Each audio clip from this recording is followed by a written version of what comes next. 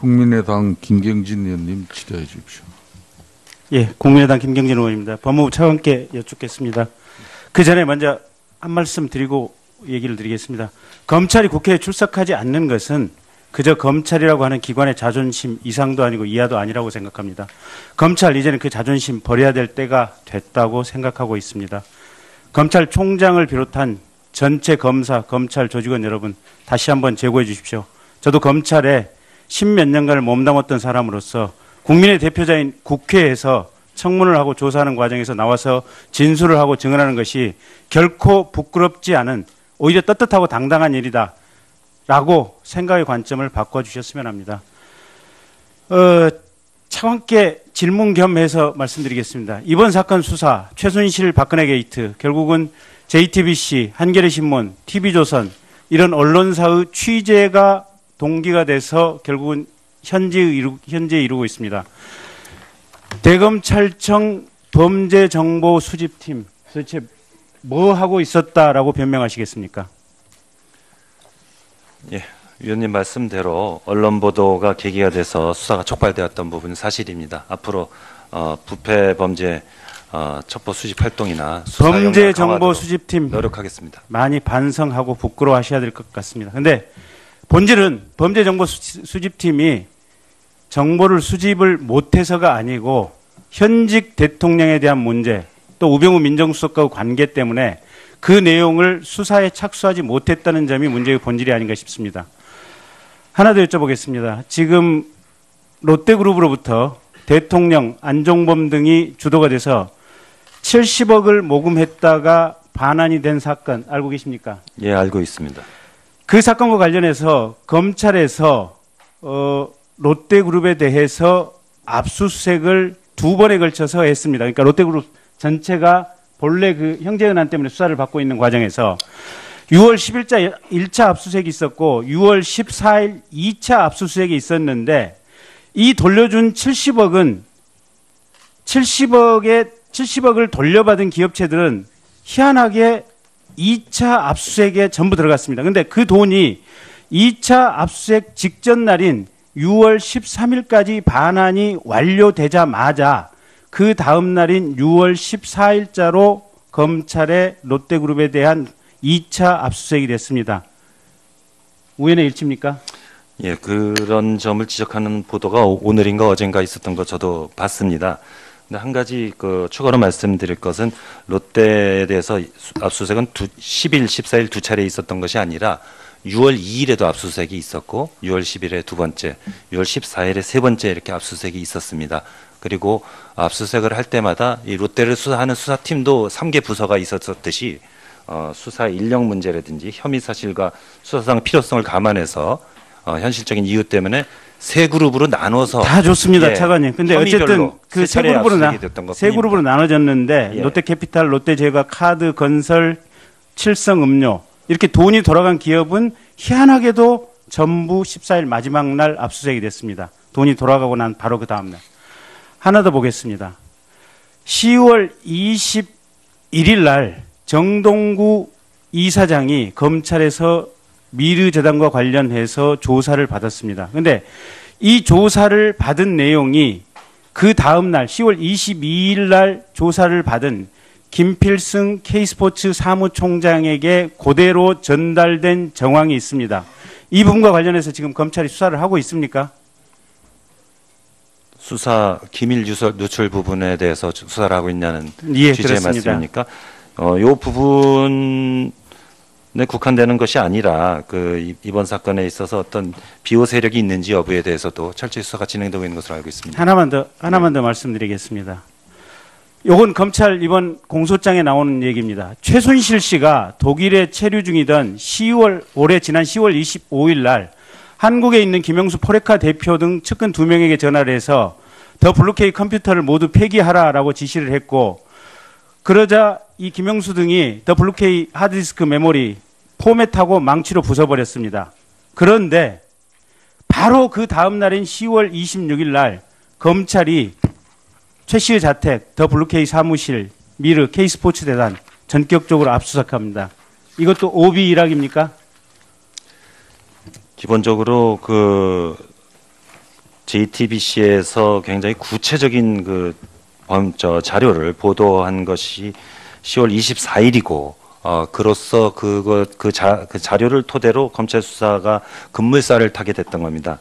그래서 그 뒤로 10월 26일 날, 그러니까 이틀 뒤죠. 이틀 뒤에 압수수색을 했는데 그 뒤에는 최대한 신속하게 수사를 진행해서 가장 빠른 시간 내에 압수수색을 했었다는 점을 말씀드립니다. 어쨌든 검찰의 핵심 자료에 대한 압수수색이 매번 중요한 압수수색을 한다는 사실이 흘러나가고 나서 바로 그 다음 날 이루어집니다. 제가 볼 때는 검찰에서 정보가 샜던지 법무부에서 정보가 샜던지 민정수석실에서 정보가 샜던지 아니면 대통령이 직접 정보를 범죄자들에게 유출했던지 경우의 수는 4가지입니다. 아니면 넷 다 해당할 수도 있습니다. 과거에 민정비서관을 했던 박주선 의원 같은 경우는 보고서 하나 보여줬다는 내용으로 구속이 돼서 재판을 받았습니다. 이 사유들, 이 중차대한 사건에 대해서 구속 수사를 하지 않는다면 검찰의 존재의, 법무부의 존재의, 범죄정보 담당관실의 존재의, 민정수석실의 존재의, 또 이 자리에 계시는 차관님, 검사로서 수십 년을 봉직하셨던 것으로 알고 있습니다. 존재의 의의가 없다라고 말씀을 드리겠습니다.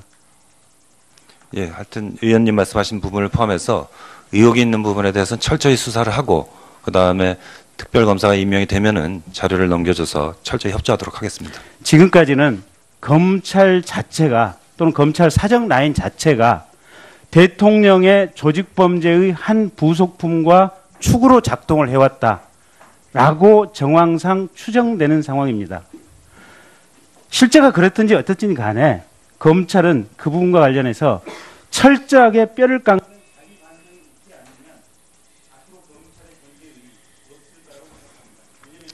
예, 그런 부분에 대해서 전국의 검찰 구성원들이 그런 말씀이 나오는 것에 대해서 굉장히 가슴 아프게 생각하고 있는 것으로 알고 있습니다.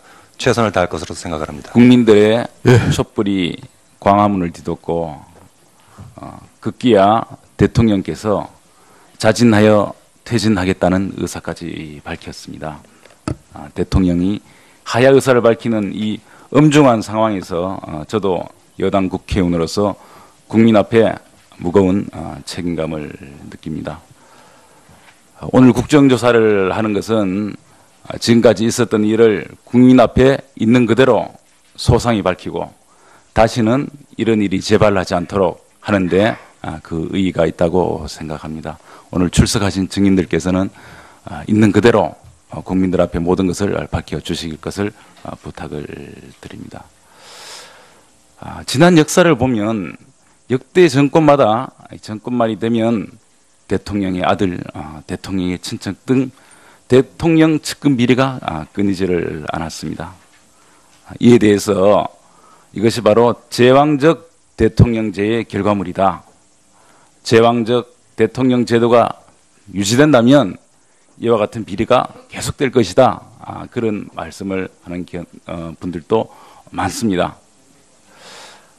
우선 조윤선 장관님께 묻겠습니다. 우리 장관님께서는 국회의원도 하셨고 청와대 수석도 하셨고 또 장관도 여러 차례 하신 등 이 여러 차례의 여러 기관에서 국정을 경험하고 직접 지휘를 하셨습니다. 그래서 어떤 식으로든지 이런 제왕적 대통령제를 보완해야 된다. 이런 주장이 대두되는데 이에 대한 우리 장관님 견해는 어떻습니까?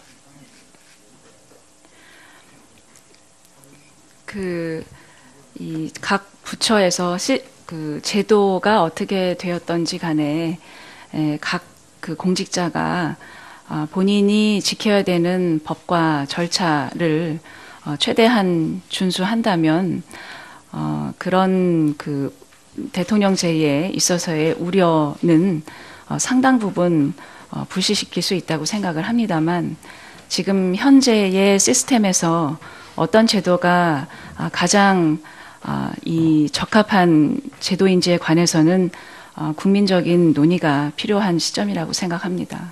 그 시스템상의 문제점도 있고 또 업무를 담당하는 사람들의 문제점도 있다. 그렇게 말씀하신 것을 이해해도 되겠습니까? 그 각자 그 공직자 개개인의 이 역할도 시스템 못지않게 중요한 요소라고 생각을 합니다. 예, 알겠습니다. 지금 이번 사건이 발단이 된 것이 미르재단, K 스포츠 그런 재단들이었습니다만은 사실 이 외에도 그 전의 내용들을 살펴보면 2010년도에 대중소기업 협력재단 역시 대통령 주재의 대중소기업 동방성장 전략회의에서 이 재단이 탄생을 했습니다. 그리고 2009년 9월에 역시 대통령 주재 비상경제대책회의에서 미소금융사업 역시 이제 기업들이 출연을 한 내용입니다. 2006년 1월에도 대통령 주재 경제 5단체장과의 신년 인사회에서 기업들에게 사회공헌 사업에 출연해 줄 것을 요청한 바가 있고 또 2005년 5월 역시 대통령 주재 상생협력대책회의에서 대중소기업 상생협력기금을 기업들로부터 출연하도록 요청한 바가 있습니다. 그 외에도 2005년 등 여러 차례에 걸쳐서 기업들로 하여금 출연을 해서 재단을 만들었는데 이런 것들도 역시 제왕적 대통령제의 결과물이다. 그런 그 견해가 있습니다. 여기에 대해서는 어떻게 생각하십니까? 거기에 대해서는 답변하기 적절하지 않은 것 같습니다. 알겠습니다. 우리 법무부 차관께 묻겠습니다. 오늘 오전에 검찰총장의 국회 출석 문제에 대해서 말씀이 하는데 지금까지 검찰총장이 국회에 출석한 전례가 있습니까? 없는 것으로 알고 있습니다. 왜 검찰총장은 국회에 출석하지 않습니까?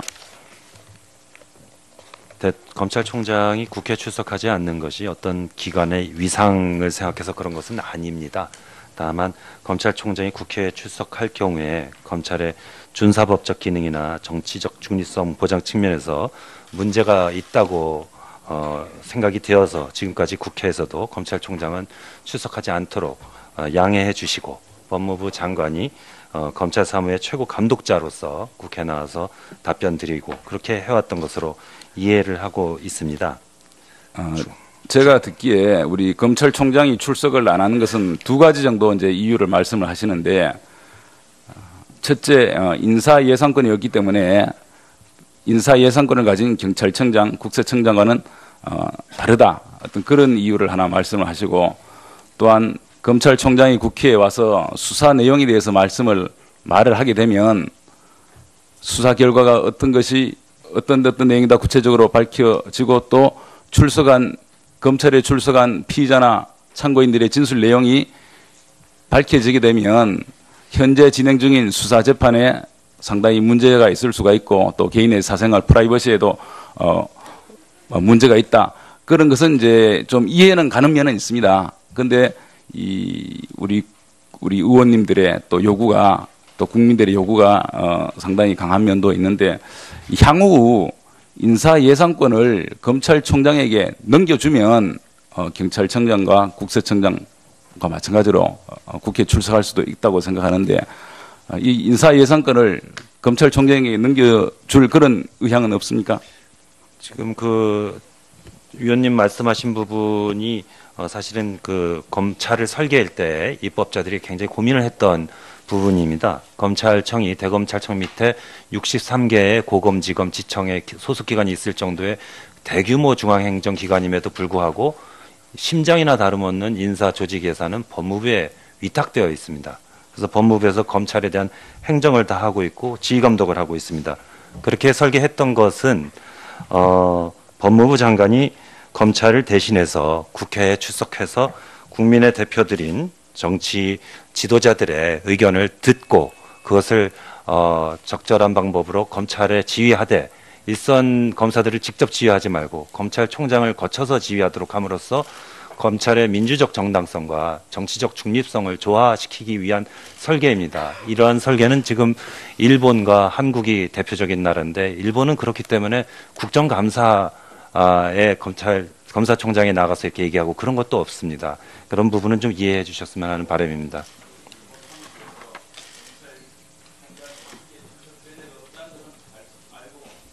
예.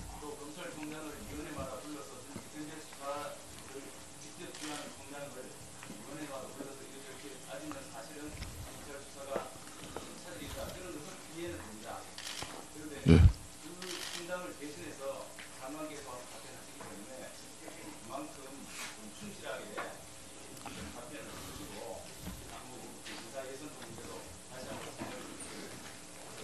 예, 충실히 답변하도록 최규일 의원님 하겠습니다. 수고 많이 하셨습니다. 다음은